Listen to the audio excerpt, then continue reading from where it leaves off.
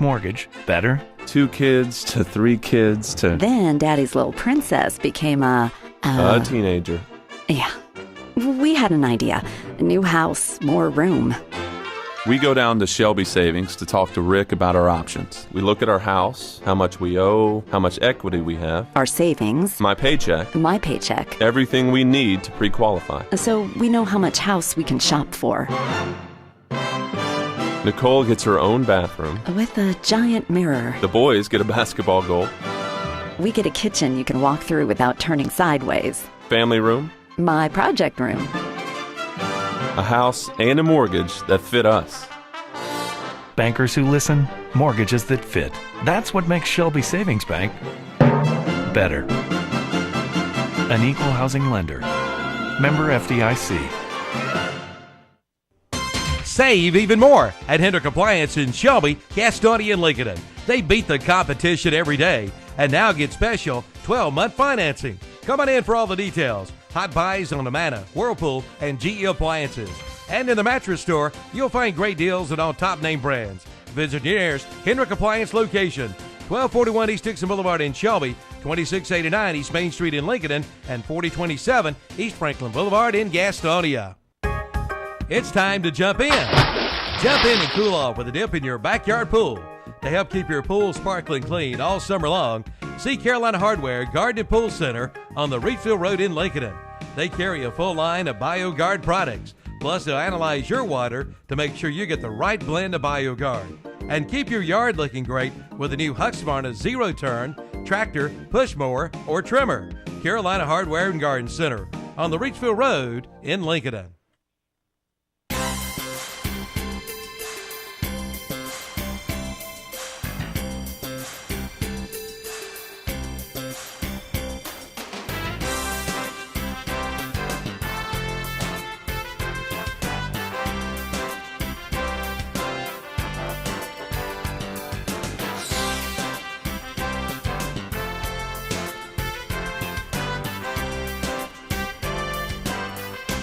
And good morning, everyone. It is Wednesday, June 26th, about 10 minutes past the hour of 10 o'clock now. And time for our community profile. Milton Baker and Sandy Alexander, the co-host here, and executive producer of the program. Sandy, it's good to have you back with us today. Thank you, Milton. Good to be here. As you were yesterday. It was Monday you were. Yes. You were absent and unaccounted for. That's right. Away without leave. That's right. No, AOL. You had important stuff to do Yeah. Monday. But it's good to have you back yesterday and today. And this is our last show for this week. It is. And why don't you introduce our guest, please? I'll be glad to. Today we have Mr. Jack Weller with us from the Boys and Girls Club of Cleveland County. Matter of fact, this is the second time. I wasn't with him the first time, but it's the second time with us. It's good to have you, Mr. Weller. It's good to be here. It's really an honor to be able to share with you what we're doing at the Boys and Girls Club, certainly this summer. We've just started the Jack and Ruth Schweppe Summer Day Camp, and for the longest time, I guess since 1978, it was the Jack Schweppe Summer Day Camp, and at the February board meeting, Ruth Schweppe passed away in January, and she had been a longtime board member, and her husband helped start the club back in 1959 with the Boys and Girls Club of America, and so we changed the name to honor both of those longtime supporters to make it the Jack and Ruth Schweppe Summer Day Camp. So it's something that we've got to be able to share with folks and make sure they know. The Summer Day Camp is three-week sessions. It's $20 a week, and the children get a snack in the morning, they get lunch, and they also get a snack in the afternoon. We have field trips, certainly going to the swimming pool. One of our partners in the program is actually the Cleveland County Library, where the children go up for age-appropriate kind of program. So it's the Summer Day Camp's really something that we're very proud of, and we have right now probably about 95 children involved in that program. Okay. Yeah, it's, as we mentioned before, it's a great thing for kids to have somewhere to go rather than just sitting at home alone in front of the TV or computer or whatever kids do these days. It keeps them active, and you have some pretty big name spokespeople for the Boys and Girls Clubs. Well, Sure do. it's kind of hard to compete against Denzel and J-Lo. And Denzel Washington and Jennifer Lopez Yeah. are Yeah. active Right. spokespersons Right. for the Boys and Girls Clubs. So you never know, you might have a Denzel or a J-Lo in there. Well, and that's one of the things that several years ago they changed the tagline or the promotional line for Boys and Girls Club to "Great Futures Start Here," and we're in the process of doing some renovation or just upgrading of the building to try to put that out in front of folks so that you understand that the kids coming through the program, the first hour of every day is homework help when they're in the after-school program, and then they have opportunities to go through things like Smart Moves, where they learn about how to help, how they have to live in today's society, self-discipline, taking responsibility for what you're doing, learning the values that the kids need to have in today's world, so that when we talk about what does the Boys and Girls Club do, it's not just about having a place to go play. It's really about, let's learn life values first, and then we'll give you the opportunity to get on the computers or get in the game room or in the gymnasium. So it's a pretty structured process. It's not come on in and have a good time kind That's of right. thing. So Yeah. again, it's one of the things that this program's, we've been in this building since 1967 when actually it was 1966, a group of 30 folks came together that was the active board at the time, and some of those people that are still in the community are like Hoyt Bailey, Gordon Hamrick, Bob Chadwick from Chadwick Formal Wear, Dr.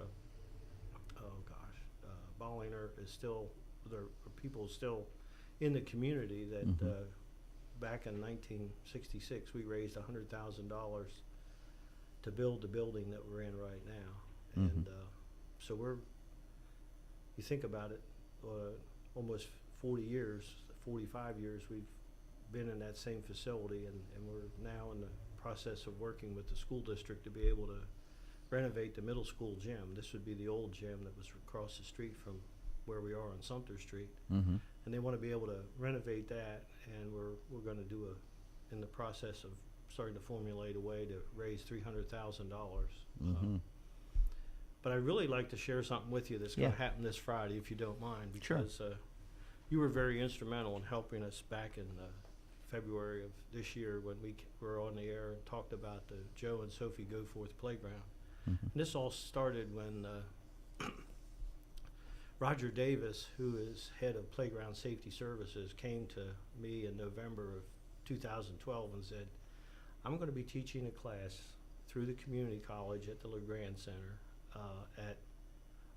from the National Association of Playground Contractors International. And I said, well, what do you want me to do? He says, well, I would like, because I'm showcasing Shelby, I would like to do a community build in the community. And I said, well, what's that mean? He said, well, we'd like to build a playground on a weekend so that the kids would have this. And so went back to the board of directors, and we talked about it, and we said, well, how can we do this? And of course there's a price tag that goes along with it, so that was the other concern. But finally the board said, let's go for it, let's see what happens. And I approached Sophie Goforth and asked Sophie if we could name the playground in memory of Joe.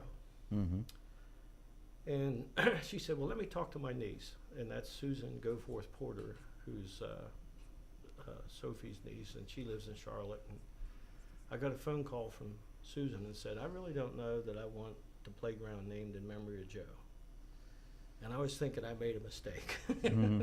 And she said, what I'd really like you to do is consider that the playground be called the Joe and Sophie Goforth Playground, because Uncle Joe and Aunt Sophie were such an important part of our lives growing up. There's not a niece or a nephew in this family that hasn't been affected by them, and I'd like to be able to go to them and say, okay guys, it's time to let them know how much we appreciate them. And I said, well, that sounds like a great idea. Would you be willing to help with the fundraising? And she personally wrote letters to each of her siblings and the other nieces and nephews and said, you know, it's time to do something in memory of Uncle Joe and Aunt Sophie. The original price for the project was $32,000, and of that $32,000, the nieces and nephews contributed almost $15,000. Mm-hmm. I then approached several other community volunteers and said, would you guys be willing to help us? And Clearwater Paper was one of the first companies to come forward. They said, we believe in this. We're going to give you a contribution. Community First Media came forward and they gave us a contribution. And then it was kind of a matter of making sure we talked to the right people. Shelby Kiwanis Club, which Joe was an active member of all his life, they gave a $2,500 contribution. The Shelby Community Lions, which has been I think it was the second oldest service club, civic service club in the community, was in the process of dissolving because they only had 6 members, and they had a treasury that they were going to divide up among local charities, and we got a $3,000 contribution from them. Well, that's So, really good. yeah, so all of a sudden this 30,000 wasn't as big a hurdle as we thought it was, and then the folks at Cleveland County Fair, Calvin and Andy Elmore, came forward and they made a contribution in memory of Joe. So it was a matter of just sharing people that what we're trying to do, that this was a community build, and that this was a way that we could provide a beautiful playground for these kids. And again, it's really designed for the kids probably 5 through 12 years old. And it's got 4 slides, it's got swings, it'll have a tetherball court. So it's a really well done playground. Well, from there, we also worked to get some community volunteers in March 1st and 2nd. We were going to do the community build. On the 1st, we had some folks show up and help put some things in. And then on the 2nd was a rainy, snowy day. I don't know if you remember that, but here we are trying to haul 2,400 square yards of mulch from one point up into the playground. And it was interesting because we had kids from the Burns FFA and we had folks from Clearwater Paper that one whole crew that was off that day volunteered to come out and help. It was just kind of neat because what happened was the kids from FFA and the people from Clearwater turned moving that mulch into a game. We had 8 wheelbarrows, and the kids from FFA said we can move the mulch faster than the guys from Clearwater. So they would line their 4 wheelbarrows up, and they'd take it up, and the guys from Clearwater would be right behind them. And it turned That's into, like picking up potatoes I was telling you about. Yeah. Daddy made a game out of it. it. Became a relay race, and they just moved a lot of mulch. And again, it's raining, it's snowing, and finally the sun came out just about the time we were ready to finish. Yeah. So the following week, the 8th and 9th, we put together, we finished the playground, made sure we had the fence around it, the borders. And then Roger Davis and the folks at Playground Safety Supply came through and finished it off. We were fortunate that the Lowe's Home Improvement donated all the Quikrete that we used to put the playground equipment in place, and then Concrete Supply out of Charlotte, which used to be in Shelby here, donated 10 yards of concrete to put in a walkway so that we have a walkway. So that what started out as a dream is now a reality. And Friday afternoon at 4 o'clock, we're going to be able to dedicate the Joe and Sophie Goforth Playground. And when we think about all the people that have come together, we have the day of the build, we had Clearwater Paper, we had people from the FFA and Burns High School, we had 2 biker groups. One was the Two Wheel Syndicate, and the other one was the Cleveland County Independent Bikers. They showed up to help out. Of course, the members of the board of directors, and I thought it was kind of interesting. We had several families that showed up just out of the clear blue and said, we like to be a part of it. Mhm. And they, and again, it's snowing or raining, and they're saying that's okay. We want to do this for the kids, so we'll dedicate that Friday at 4:00, and Okay. it's going to be kind of special because we have a monument that's got Joe and Sophie's name on it, and probably giving you a preview before because we haven't told Sophie what's on the monument, but it says life lessons learned at play.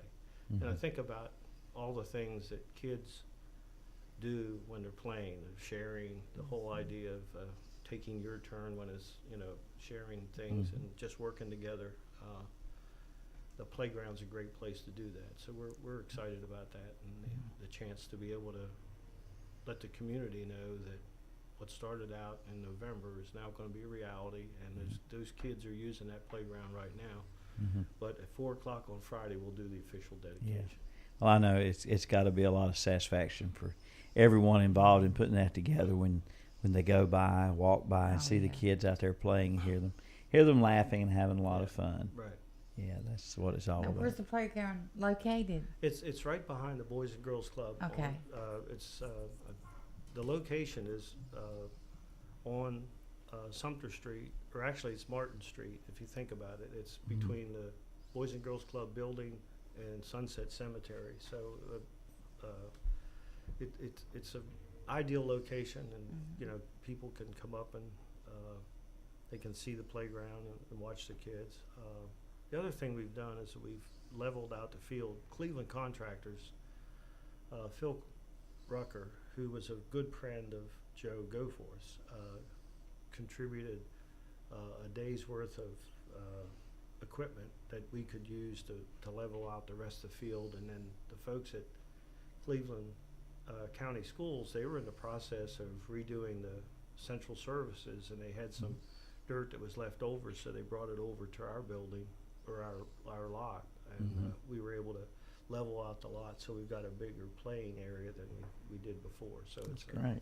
been a win-win for us the whole way through the process. It's amazing how everybody just, something they could contribute, whether it be materials, Right. tool, equipment, time, Right. little muscle here and there. Yeah, it's just great how everybody really jumped in. It shows you what people thought of Mr. Goforth and Sophie, and it shows you how important they realize the Boys and Girls Club is. And one of the things that strikes me about Joe, and I just want to share this story because Sandy was talking about her dad, is that when I came in 1994, I'm originally from Carlisle, Pennsylvania, and I know the Cherryville, Carolina drivers know where Carlisle is because they had a big break bulk terminal up there where Interstate 81 and Pennsylvania Turnpike crossed. And there was not a bad Tar Heel basketball player from Jeff Carlisle, Lebo. Jeff Yeah. Lebo. In Yeah. fact, Jeff's mother graduated from high school the same year I did. So Okay. But it was it was kind of interesting that when I came to Shelby, Mabel Fronberger was the plant manager secretary at PPG at the time, and I was in the personnel department. She said, "You're on the board of directors of the Boys and Girls Club." I said, "Mabel, I didn't volunteer to do this." She said, "Well, you're on the board because we always have a representative from PPG." I didn't realize what I was getting into, but I've been active since 1994 and been president of the board since 2001. So it's one of those things with Joe was president he's supposed to be a president for 2 years, and he came into one of the board meetings and said, "I'm only going to serve 1 year." And I was vice president. I said, "Joe, I'm not ready." He says, "Oh, you're more than ready." He said, "You're going to do more than I did." And it just kind of surprised me how he, when he saw somebody that was going to be a good volunteer, he wanted to keep them active. And he came to one of our board meetings after, I guess it was the second year I was in office, and he had just come from a Salvation Army board meeting, and said, I'm not going to sell another car raffle ticket." And I thought we did something wrong to upset him. And I said, "Well, why is that?" And he said, "Well, I just left a Salvation Army board meeting, and they told me I have to find people for 5 days to ring the bell for the Red Kettle campaign. I said, well, why won't you sell a raffle ticket? And he says, well, unless everybody in this room signs up for a time to ring the bell, I'm not selling another raffle ticket. Okay. Well, that was in 2003, and we have done that since 2003. And even after he passed away, Joe passed away in December 2008, and that year we did it in his memory, and we've done it ever since. So it's a kind of special way to remember what he was as an individual. Yeah, yeah, certainly was just revered by a lot of folks, and his ideas, his legacy continues on in the things you're doing, like the bell ringing, and now the park for the kids, the playground. Yeah. Well, and the thing that always struck me about Joe was, if you're going to ask somebody to help you, you ought to be able to give them something in return, or be able to help them out. And that was the thing, even with the bell ringing. He said, you know, I'm going to help you by selling tickets, but can you help me by ringing the bell? Yeah. And he did something similar to Patty Reithofer, who was the Reithofer Rides and Amusements. Patty was trying to get all his vehicles out of the fair one year, and it just had rained that afternoon or the day before, and it was really muddy, and he's coming in to write the check to Joe for whatever he owed him for, you know, whatever his cut was for the fair, and he's just complaining to no end. And Joe said, you know, if you gave me half of that money, I'll give you the other half, and we'll put we'll asphalt those roadways. Reithofer thought about it. Probably not very long, because he said he wrote the check that afternoon, and that's how the fairground has all the Paved asphalt midway. paved driveways out there that Joe paid half, and Fair paid half, and Reithoff paid half. But here again, that's an improvement. I'm sure Calvin's appreciative of it. Oh, yeah. and the folks who attend as Oh, well. yeah. Yeah, Yeah. yeah. All right. Well, it's just amazing, and I know looking forward to the dedication too. And for years to come, people, children's going to be able to enjoy that park. Yes, and it's and again, when you think about how the community came together, again, it's a rainy, snowy day, and there's 70 volunteers that show up and didn't think a thing about it. That we're going. I remember that day. I don't remember you told the date. I remember the day it snowed a little bit that day, and was cold weather day. Yes. Yeah, so that's quite a feat, Yes. quite an accomplishment. And I think it's wonderful what you said about the game that came from hauling the mulch, how they made it not a chore, but a game out of it, a challenge to each other. And I think hopefully that's a lesson that another generation of kids learns, that it's not about what you get from life, it's more about what you give. And I think I keep thinking in terms of the lessons that Joe shared with all of us. You know, if you give other people, if you're helping other people, think good things will happen for you.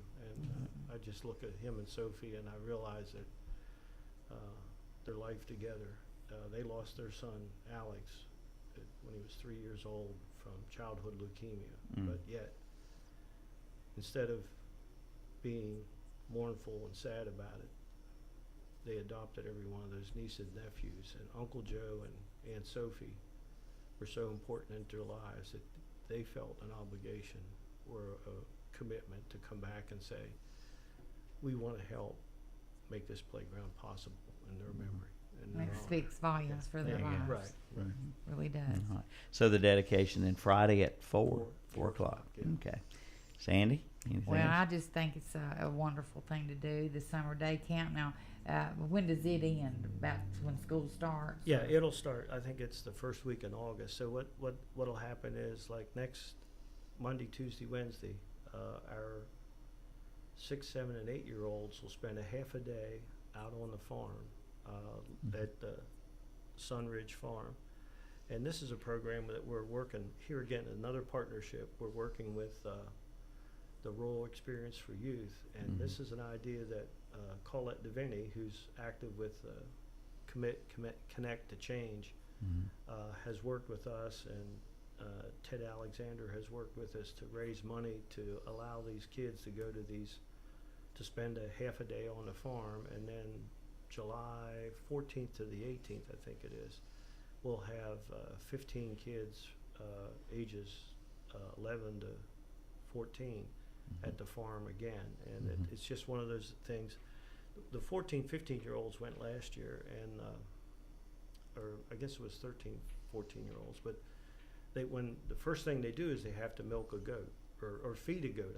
Feed a goat, so that they learn responsibility. What are the things that you learn on a farm that you don't learn at home in the city? And then they cared for the horses, and then they learned to ride. And their graduation ceremony which I thought was kind of neat. They got to show a goat. We actually had a goat show that Friday afternoon, and here's kids that were scared of the animals on Monday morning are now talking to them. Come on, honey, we need to move. And how you show a goat and all those kind of things. So and they made soap out of the goat milk, and they made other things, goat cheese and those kind of things. But it was again a lesson that everything doesn't come from the grocery store. It doesn't. When we talk about milk, where does it really come from? Well, it comes from a cow, comes from a goat, whatever it is. So it's trying to get them to see firsthand how that works. All right.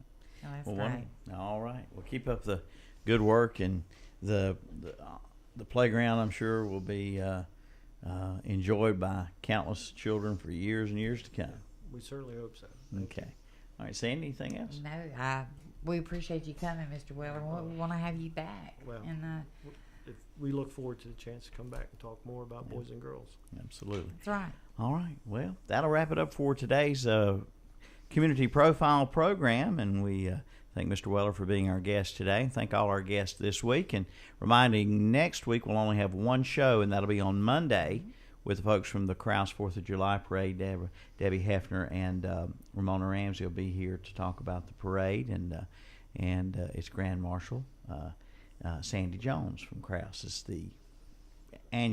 the full. How is it Debbie puts it? He is the permanent Grand Marshal, permanent Grand Marshal of the Krause 4th of July Parade. So I know everybody will have a good time on that, watching that parade next Thursday, and the interview about the parade. Learn something about how it got started with Debbie's children and her mother taking them around the sidewalk on tricycles and wagons is how it got started, and now it's tractors and everything else in that parade. That interview will come up Monday. That'll be the only show next week, and then week after next. Week after next, the 8th, Janet Walker will be here. We're going to talk about the Polio Association, and then the Shelby Lions Club on the 9th, and then Miss Cherville will be here on the 10th. Okay, that's it for today. We thank you for tuning in. Please join us again next time for the Community Profile right here. And as always, if you have any topics of interest or persons you think would make good guests for the show, let us know. See you next time.